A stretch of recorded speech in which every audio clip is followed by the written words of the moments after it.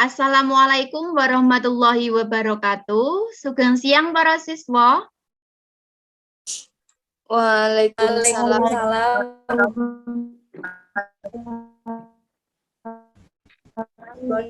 warahmatullahi wabarakatuh.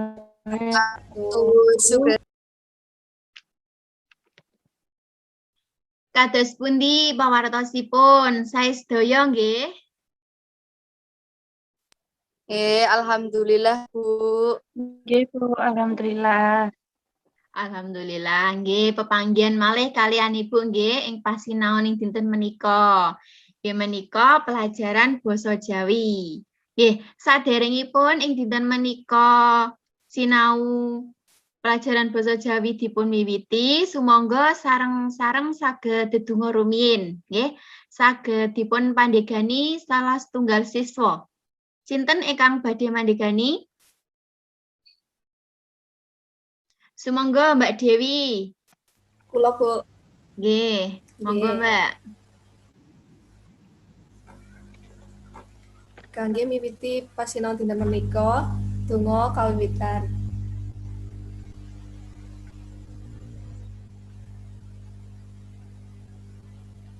Purna. Nggih, matur nuwun Mbak. Nggih, Bu. Nggih, dinten menika Ibu absen rumiyin nggih, supados ngertos sinten ingkang boten mlebet. Mbak Dewi Purwaningsih, Wonten, Bu. Mbak Fitri Zulfayanti,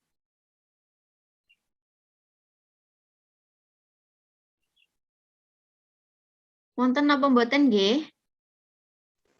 Menika Mbak Fitri gabung wonten room nanging sinyalipun radi aurat ketingalipun Bu. Oh, nggih sampun. Ananging mlebet nggih. Mbak Dwi Riwayati, Nggih, wonten, Bu. Mbak Rani Intansari, Nggih Bu wonten. nggih alhamdulillah sampun mlebet sedaya. Mugi-mugi kita sedaya tansah pinaringan kesehatan lan kabagas warasan, nggih. Mugi-mugi ilmu ingkang dipun sinaoni mangke saged angsal berkah saking Gusti Allah. Amin. Nggih, saderengipun sinau ing dinten menika Ibu wiwiti, Ibu badhe nyuwun pirsa kalian para siswa menika. Para siswa menika mestinipun sampun gadah pengalaman nggih. Ingkang kedadianipun menika sampun kalampahan. Ugi mestinipun tansah kemutan sedaya nggih pengalamanipun. Menawi Mbak Rani menika gadah pengalaman punapa Mbak ingkang tasih kemutan? Nggih menika Bu, dawah saking tangga amargi keblibet rok Bu. Nggih, pengalamanipun menika raosipun kados pundi, Mbak? Isen Bu. Nggih, menawi saking Mbak Dewi menika gadah pengalaman punapa, Mbak?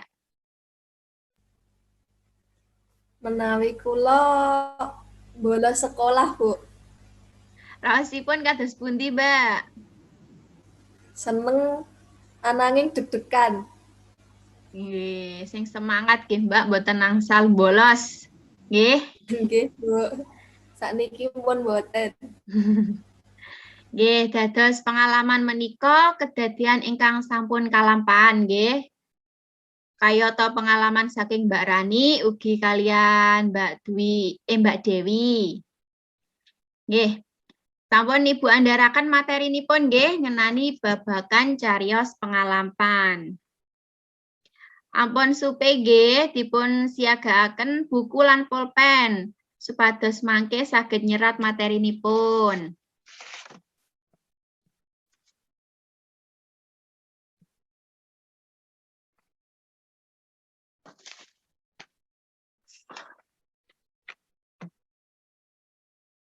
Sampun ketingal?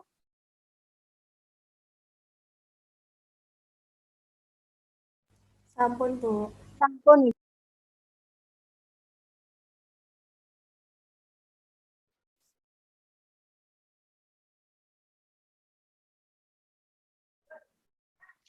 Nggih, Ibu andharaken materinipun ngenani cerita pengalaman. Cerita pengalaman menika mlebet ing kompetensi dasar 3.4 memahami isi teks cerita pengalaman. 4.4 menulis teks cerita pengalaman. Indikatoripun inggih menika menganalisis isi teks cerita pengalaman kalian menulis teks cerita pengalaman. Ancasipun inggih menika setunggal siswa dapat menganalisis isi teks cerita pengalaman. Kalih siswa dapat menulis teks cerita pengalaman. Cerita pengalaman. Cerita pengalaman iku apa toh? Jadi pengalaman yaiku salah sijining kedadean utawa prastawa kang wis dilakoni utawa dialami saben wong. Pengalaman kuwi ana amarga diwiwiti saka uripe manungsa sing ora adoh saka bab-bab kang dilakokake saben dinane. Pengalaman kuwi tansah dieling-eling utawa ora bisa dilalekake. Pengalaman wong siji lan sijine mesti beda. Bisa saka kedadeane utawa panggonane, jenis prastawane, lan wujud prastawa sing wis dialami. Cerita pengalaman kuwi cerita kang nyata. Dadi cerita iku ora bisa digawe-gawe utawa non-fiksi. Ing cerita pengalaman kuwi ana pitutur sing bisa nambahi kawruh utawa pasinaon marang wong kang nyimak. Saiki ana wujud cerita pengalaman miturut swasana. Nomor 1 yaiku nyusahake utawa nyedihake. Yaiku cerita pengalaman kang isine utawa rasane nggawe ati trenyuh. Tuladane yaiku kucingku mati ketabrak motor. Nomor 2 ana medeni utawa gegiris. Yaiku cerita pengalaman kang isine utawa rasane marake wedi. Tuladane yaiku ketemu pocong ning dalan. Nomor 3 ana jengkelake. Jengkelake yaiku cerita pengalaman kang isine utawa rasane nggawe mangkel. Tuladane yaiku dijongkrokake nganti jegur got omah. Nomor 4 ana lucu. Lucu yaiku cerita pengalaman kang isine utawa rasane iso nggawe guyu. Tuladane yaiku ngombe kecap dikira es temu. Yen pungkasan ana nyenengake. Nyenengake yaiku cerita pengalaman sing isine utawa rasane nggawe bungahe ati. Tuladane ditumbaske tas anyar utawa diwenehi dhuwit 100.000.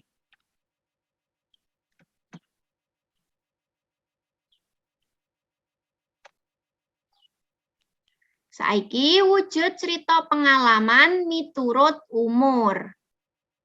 Yen miturut umur iki ana 3, yaiku cilik, enom, tuwa. Cilik yaiku cerita pengalaman sing kedadeane nalika isih cilik. Yen nomor 2 ana enom. Enom yaiku cerita pengalaman sing kedadeane nalika isih enom. Yen nomor 3 ana tuwa.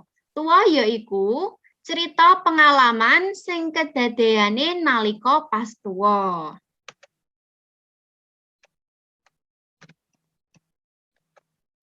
Saiki wujud cerita pengalaman miturut wektu. Yen miturut wektu ana 2. Nomor 1 yaiku cerita sing kedadeane biyen. Yen nomor 2 cerita sing kedadeane lagi wae kelakon. Saiki ana unsur-unsur cerita pengalaman. Unsur-unsur cerita pengalaman nomor 1 yaiku tema. Tema yaiku undering prakara utawa gagasan kang dadi dasar ing cerita. Yen nomor loro iku ana alur. Alur yaiku urutane kedadean ing cerita saka wiwitan nganti pungkasan. Yen nomor telu ana latar. Latar yaiku katrangan ngenani papan panggonan, wektu, lan swasana utawa kahanan ing sajroning cerita. Yen nomor papat ana paraga. Paraga yaiku tokoh sing ana ing sajroning cerita. Nomor 5 ana karakter saka saben paraga sing ana ing cerita. Yaiku mau ana watak ya. Yen nomor 6 yaiku amanat. Amanat iku ajaran moral utawa pitutur kang ngandhut piwulang becik. Saiki cara nulis cerita pengalaman. Nomor 1 yaiku nentokake topik utawa tema kang arep digawe cerita. Yen nomor 2 gawe cengkorongan cerita. Nomor 3 iki ngembangake cengkorongan sing kang wis digawe dadi cerita sing jangkep. Yen nomor 4 urutan kedadean alure becik lan bener.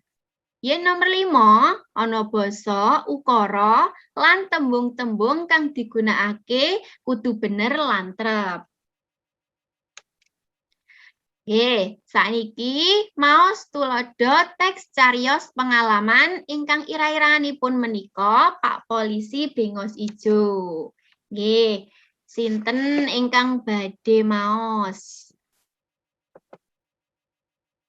Kula, Bu. Nggih, sumangga Mbak Rani.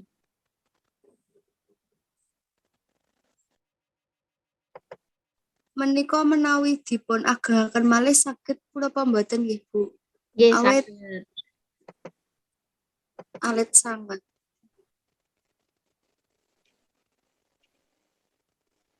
Nggih. Cerita Pak Polisi Brengos Ijo.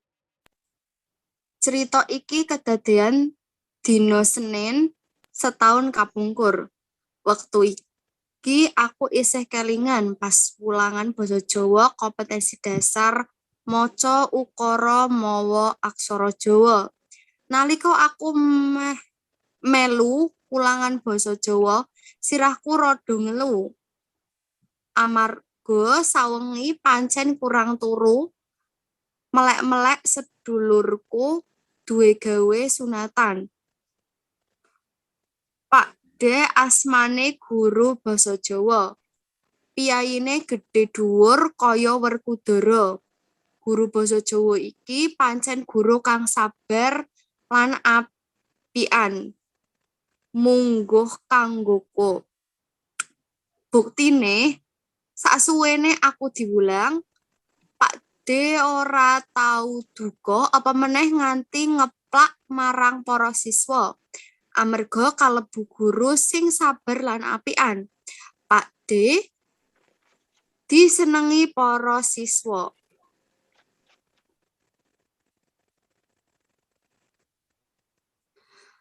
Amarga sirahku ngelu, mula rasane gliar-gliur, kaya arep turu. Wektu iku ngepasi maca ukara mawa aksara Jawa. Pak D kanthi sabar nuntun para siswa maca ukara mawa aksara Jawa kasebut. Sansaya suwe mripatku rasane kudu turu. Mulane aku teklak-tekluk ngantuk sinambi ngrungokake kanca-kanca kang padha maca aksara Jawa kang lagi dituntun Pak D. Wektu iku aku maca ukara Jawa yen ditulis Latin gandeng kabeh kaya mangkene. Amarga ukara Jawa iku urung ngenal sing jenenge spasi. Pak Polisi Brengos Pak polisi brengos ijo klambine ngoyak. Pak polisi brengos ijo klambine ngoyak maling. Pak polisi brengos ijo klambine ngoyak maling, sapi ngising nganggo kacamata. Sampun, Bu. Nggih, matur nuwun Mbak Rani. Nggih, sinten malih ingkang badhe maos? Sumangga. Kula, Bu. Nggih, Mbak Dewi. Siswa bebarengan banjur maca siji-siji ukara Jawi kasebut. Wektu iku awite aku bisa melu maca sanajan karo ngantuk, nanging suwe-suwe aku wis ora ngerti maneh. Aku wis ngantuk banget. Bareng wis tekan giliranku, Pak D nimbali jenengku supaya maca ukara Jawi kasebut. Amarga ngantuk lan rungon-rungonan kang diwaca dening para kanca liyane, mula aku kaget mak jenggiret spontan lan tanpa basa-basi. Aku maca kanthi swara banter banget. Anggonku maca mangkene. Pak polisi brengos ijo ngoyak maling, sapi ngising nganggo kacamata-mata. Sanalika para kanca padha geguyu kepingkel-pingkel kalebu Pak D anggone ngujeng ora wis-wis. Pak D banjur ndangu aku. Apa tumon brengos ijo kok bisa ngoyak maling? Masak sapi ngising nganggo kacamata. Iku rak medeni lan ora bakal ana kajaba ing sirkus. Kanthi sabar Pak D banjur mbenerke lan nuntun anggonku maca. Pamacane sing bener iku Pak polisi brengos ijo klambine ngoyak maling, sapi sing nganggo kacamata. Nggih, matur nuwun Mbak Dewi. Nggih, lajeng menika wonten malih. Nggih, sumangga saged dipun waos. Sinten ingkang badhe maos?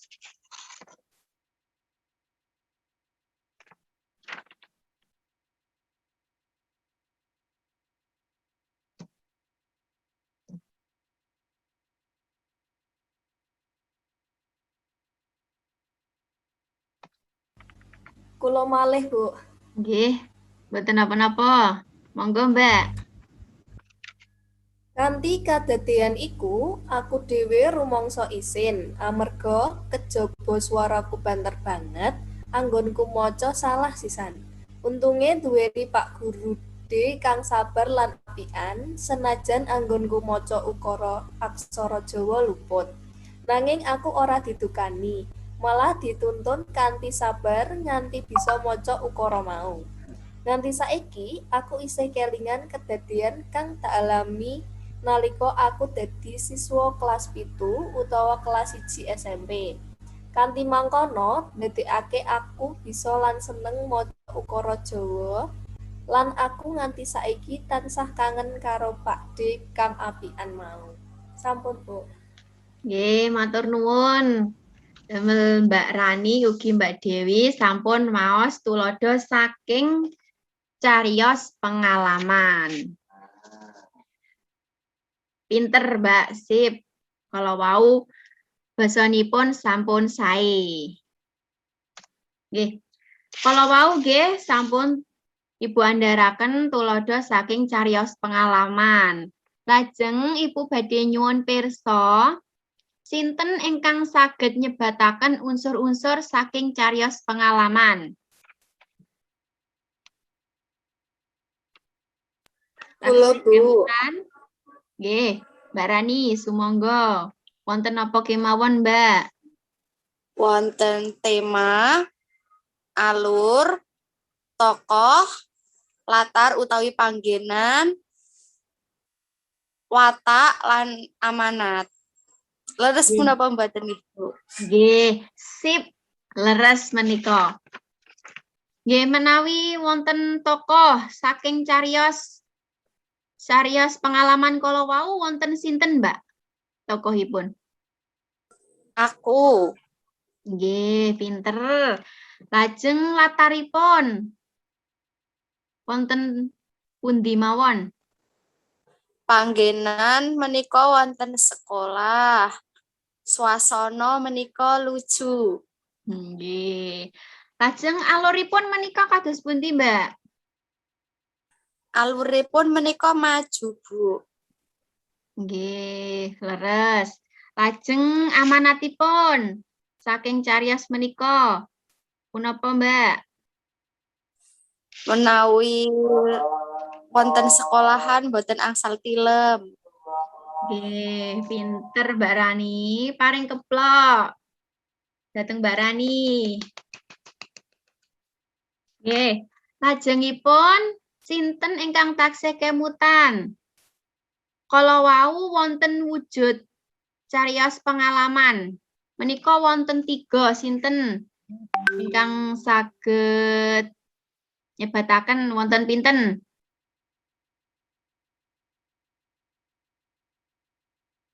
Menawi Mbak Dwi.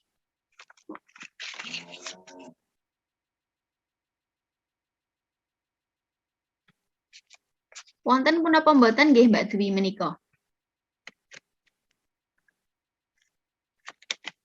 Kadosipun terpental saking Google Meet Zoom, Bu. Oh, sampun. Menawi sanesipun sinten ingkang saged nyebataken? Wonten 3, Bu. Nggih, leres Mbak Dewi.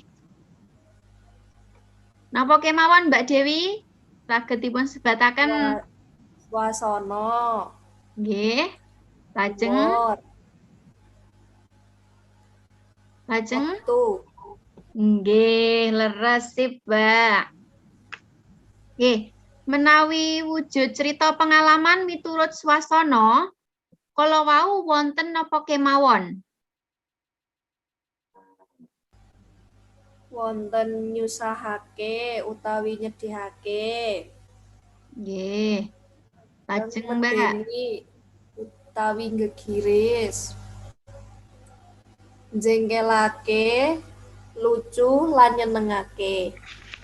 Nggih, pinter. Mesti niki wau gatekake nggih. Nggih, Bu. Nggih. Lajeng menawi wonten wujud cariyos pengalaman menika miturut yuswa, kala wau sampun Ibu andharaken sinten ingkang saged mangsuli? Menawi Mbak Rani napa kemawon, Mbak? Menika wonten cilik, enom lan tua, Bu. Nggih, leres. Dados menika wonten cilik, enom lan tuwa. Nggih. Nggih, kala wau materi ingkang saged Ibu andharaken nggih ngenani cariyos pengalaman. Kala wau Ibu sampun ngandharaken wonten tegesipun saking cariyos pengalaman, wonten unsur-unsuripun, wonten wujud saking cariyos pengalaman, ugi wonten caranipun. Nah, menawi